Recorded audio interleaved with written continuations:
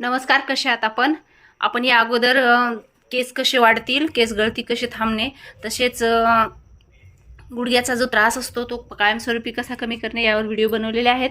आज आपण तळपायालाची जी आग होते, तळपाय दुखतात, घुटणे दुखतात, गुडघे दुखतात, कधी कधी पायामध्ये सुद्धा पोटरीमध्ये असा गोळा येत असतो झोपीमध्ये, आणि तो गोळा आला की आपल्याला 2-2, 3-3 दिवस आपल्याला असं चालता येत नाही. तर आपण यावर एक असा रामबाण आपला घरगुती उपाय पाहणार आहोत, जेणेकरून आपल्याला अजिबात त्रास होणार नाही.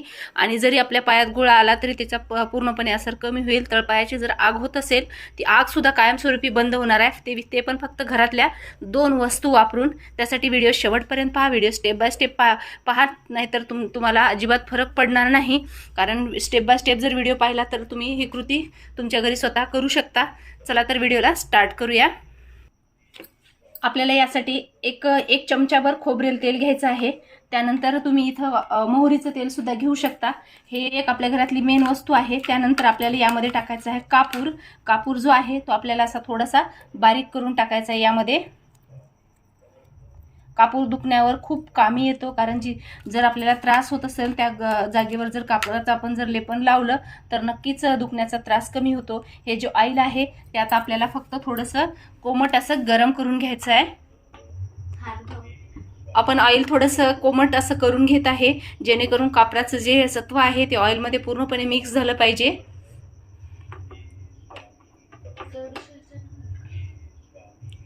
अगदी अर्धा मिनिट जरी गॅसवर कढई ठेवली, पॅन ठेवली तरी ऑइल गरम होतं.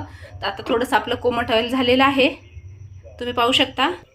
आता हे आपण ऑइल तर बनवलं, पण याचं अप्लाय कसं करायचं हे आपण पाहणार आहोत. आपल्याला थोडं आपल्या हाताला असं ऑइल घ्यायचं आहे आणि असं वरून खाली चोळत आणायचं आहे, जेणेकरून जो त्रास आहे तो पूर्णपणे कमी व्हावा. यासाठी जर आपण असं कोमट जर ऑइलनं असं चोळत राहिलं तर नक्कीच जेवढा काही त्रास असतो पायाला, आपले जे घुटणे वगैरे दुखत असतात ते पूर्णपणे असे कमी होतात. आपल्याला काय करायचं आहे, जो तळपाय आहे तो तळपायाला चोळायची एक अशी ट्रिक आहे. अगोदर असं आपण तेल लावून घ्यायचं आणि आपला जो हात आहे तो हात जो आहे तो असा साईडने दाखव ना, असं आपल्याला आपल्या बोटांनी थोडंसं आपल्याला असं दाब द्यायचं आहे. जर आपण तळपायाची जर मसाज केली, कितीही जरी डोकं दुखत असलं आणि तळपायाला जर आपण असे नख रुतवले तर नक्कीच जो डोक्याचा त्रास आहे तो सुद्धा पूर्णपणे कमी होऊन जात असतो. या पद्धतीने चांगले आपल्याला कमीत कमी 5 ते 10 मिनिट अशी मसाज करून घ्यायची आहे. कितीही जुना त्रास असेल तळपायाची आग होणे तर ते सुद्धा पूर्णपणे कमी होतो. फक्त आपल्याला हे आपली जी मूठ आहे ती अशी या डायरेक्शनला, अशा सर्व डायरेक्शनला आपल्याला अशी मागं पुढं करायची आहे.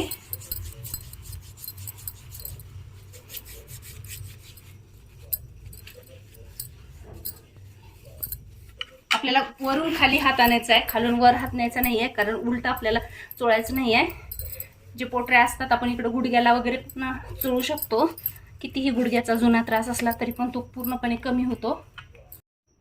तुम्ही हा माझा व्हिडिओ कोणत्या गावातून किंवा कोणत्या शहरातून पाहतात ते नक्की सांगा. जर गुडघेदुखीमुळे गुडघ्यावर जर सूज आलेली असेल तर गुडघ्यावर जास्त भार द्यायचा नाही आहे, जास्त भार देऊन चोळायचं नाही आहे. कारण जर आपण जास्त भार देऊन चोळलं की परत थोड्यापुरतं चांगलं बरं वाटतं, पण नंतर पुन्हा त्रास व्हायला लागतो.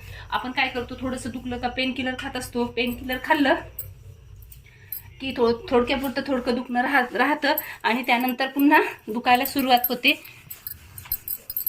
असर चांगला व्हावा आणि त्रास होऊ नये म्हणून आपण हे करणार आहोत. आपण एकदाच तेल सुद्धा असं ऑइल गरम करून ठेवू शकतो, पण थोडंसं कोमट ऑइल पाहिजे म्हणून वेळेवर असं ऑइल बनवलेलं चांगलं. यामध्ये आपण कापूर टाकलेलं आहे, त्यामुळे दुखण्यावर अगदी कापूर हा रामबाण उपाय असतो. आपले जे हाताचे नख असतात ते पूर्णपणे असं तळपायाला असे रुतवायचे आहे, जेणेकरून जो तळपायाच्या जे नसा असतात ते पूर्णपणे प्रज्वलित होतात. जे बोटं वगैरे आहे, बोटांना सुद्धा आपल्याला असे आपले जे नख आहेत ते असे रुतवायचे आहे. आपलं जे हाताचा तळवा आहे तो असा फिरवायचा आहे, जेणेकरून पूर्णपणे आपले जे नसा जे आकडलेल्या असतात, अंकुचन पावलेले असतात त्या पूर्णपणे सैल होतात. बोट जर जास्त दुखत असतील, एखाद्या वेळा आपलं बोट वगैरे पण मुडपलेलं असतं, तर आपल्याला बोटाच्या जवळ जे आहे ते ऑइल लावायचं आहे आणि या पद्धतीने बोटाच्या जवळ दाबायचं आहे, जेणेकरून बोट जे आहेत ते पूर्णपणे सरळ होतील. कितीही त्रास असेल तर ते पूर्णपणे कमी होऊन जाईल बोटांचा. बोटांच्या आतून बाहेरून मालिश केल्यामुळे बोट जरी एखादा अकडलेला असेल तर ते पूर्णपणे आपल्याला सरळ होतं आणि त्याला किती त्रास होत असेल तर तो त्रास पूर्णपणे कमी होतो. आपण 5 मिनिट ते 7 मिनिट हे ऑइल लावून चोळून मसाज करून घेतलेली आहे. आता आपल्याला मेन एक आपल्याला वस्तू अप्लाय करायची आहे तर ते पाहूया. आता पायाची मालिश करून झाल्याच्या नंतर मी इथं एक मोठा जगभर कोमट पाणी घेतलेलं आहे आणि त्यामध्ये आपल्याला एक ते 1.5 चम्मच मीठ टाकायचं आहे. इथं जर तुम्ही खडे मीठ वापरलं तर नक्की अजून खूप त्याचा फायदा होतो. त्यानंतर आपल्याला आपल्या घरातलीच वस्तू वापरायची आहे ती म्हणजे लिंबू. इथं तुमच्याकडे जर जास्त लिंबू असेल तर तुम्ही जास्त लिंबू वापरू शकता. लिंबाचा आपल्याला पूर्णपणे हा असा रस काढून घ्यायचा आहे. इथं लिंबू का वापरायचं तर लिंबू जे आहे ते आपल्या त्वचेसाठी खूप गुणकारक असतं. कधी कधी आपल्या टाचा वगैरे खूप उलतात. जर आपण ह्या लिंबाचा रस किंवा लिंबाचं असं पाणी जर आपल्या टाचांना थोडा वेळ जरी लावलं तर भेगा पडलेले पाय असो किंवा पायाची होणारी आग असो पूर्णपणे कमी होते. मी इथे 1 ते 1.5 लिंबू इथे पिळून घेतलेला आहे. फक्त लक्षात ठेवायचं हे पाणी अगदी जास्त गरम नको किंवा अगदी एकदम थंड नको. फक्त आपल्याला थोडंसं हे पाणी कोमट राहिलं पाहिजे. आपण हे मिश्रण तयार करून घेतलेलं आहे. आपलं हे मिश्रण तयार झालेलं आहे, लिक्विड तयार झालेलं आहे. आता आपल्याला एक मोठं स्टीलचं भांडं घ्यायचं आहे. तुम्ही इथे एखादं कुठलंही भांडं घेऊ शकता आणि यामध्ये असं भांडं घ्यायचं आहे जेणेकरून मोठं असावं, जेणेकरून पूर्णपणे पाय बसले पाहिजे असं भांडं असावं.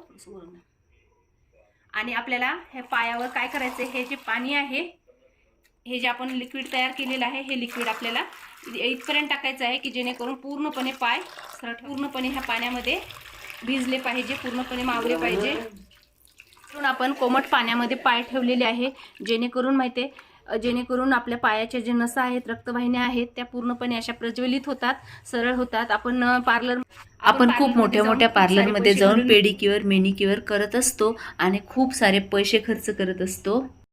तर हे पैसे घालण्यापेक्षा कितीही पायाला त्रास असेल तर लेडीजसाठी हा खूप फायदेशीर उपाय आहे.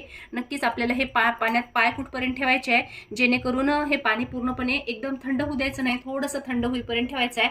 आणि हा आपल्याला उपाय जो आहे तो रात्रीच्या वेळी करायचा. आणि जर तुम्हाला रात्रीच्या वेळी जर वेळ नसेल तर तुम्ही हा दिवसा करू शकता. आणि दिवसा केल्याच्या नंतर आपल्याला हे पाय असेच कोरडे न ठेवता याला सॉक्स घालायचे आहे किंवा काहीतरी कपडा वगैरे गुंडाळायचा आहे. जर आपण रात्रीच्या वेळी केला तर आपण डायरेक्ट अंथरुणात जातो, कपड्यामध्ये आपल्या ब्लँकेटमध्ये पाय गुंडाळून घेतोच, तसं त्या पद्धतीने राहिले तरी चालतं.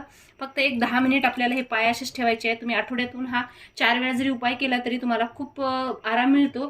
फक्त एकदा करून पहा. आणि तुम्हाला जास्तच जर पायाचा त्रास असेल, पायाची आग होत असेल तर नक्कीच दररोज हा उपाय करायला काही हरकत नाही. आपण स्वतःसाठी फॅमिलीसाठी एवढा वेळ देत असतो, आपल्या स्वतःसाठी जर आपण 10-15 मिनिट जर असे दिले तर आपले पाय जे आहेत ते एकदम नरम आणि नाजूक होतात, खूप छान वाटतं.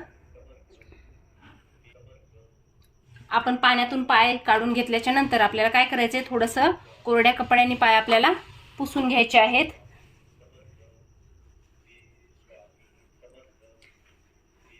लगेच तुम्हाला इफेक्ट जाणवेल. पाय पूर्ण असे नरम, टाचा वगैरे तळपाय जे असतात ते पूर्णपणे असे नरम झालेले जाणवतात.